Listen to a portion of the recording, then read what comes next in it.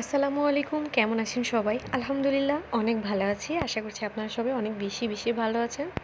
আজকে দুপুরে এই কলমি শাক আর মুরগি রান্না করব।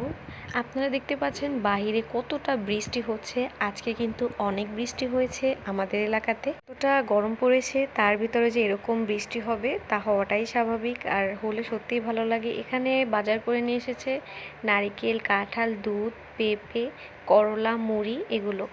তো যাই হোক, এখানে আমি মুরগিটাও নিয়ে এসেছিলো। মুরগিটা 5 মিনিটের ভিতরে কেটে নিয়েছিলাম, 2.5 কেজির মুরগি।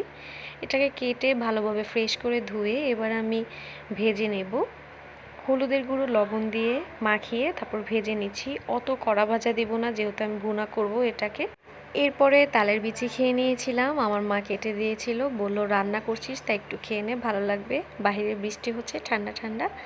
তো এটা আমি চামচ দিয়ে উঠাতে পারছিলাম না, অনেকটা নরম ছিল, তাই আমি এটাকে হাত দিয়ে একটু নিয়েছিলাম। এরপরে আমার চিকেনগুলো ভাজা হয়ে যায়, তারপর আমি পেঁয়াজ দিয়ে দিই, গরম মশলা দিয়ে দিই, তারপর মশলা সবগুলো দিয়ে দিই।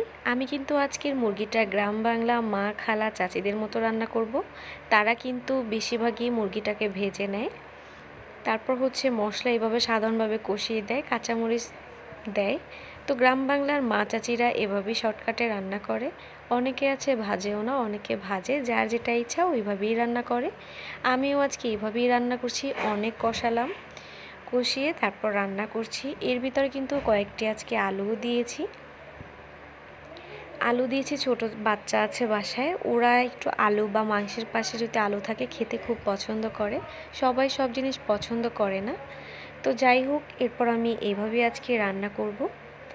আমার রান্না অলরেডি অনেকটা হয়েই গেছে, যেহেতু মাংসটা সিদ্ধ হবে তাড়াতাড়ি। তারপর আমি সব পানি দিয়ে বসিয়ে দিয়েছি, আলুও দিয়েছিলাম, সব কিছু দিয়ে সবশেষে আমার রান্না কিন্তু হয়েই গেছে। আমার রান্নাটি কেমন হয়েছে সবাই কিন্তু লাইক, কমেন্ট, শেয়ার করবেন, অবশ্যই কমেন্টে জানাবেন। আল্লাহ হাফেজ।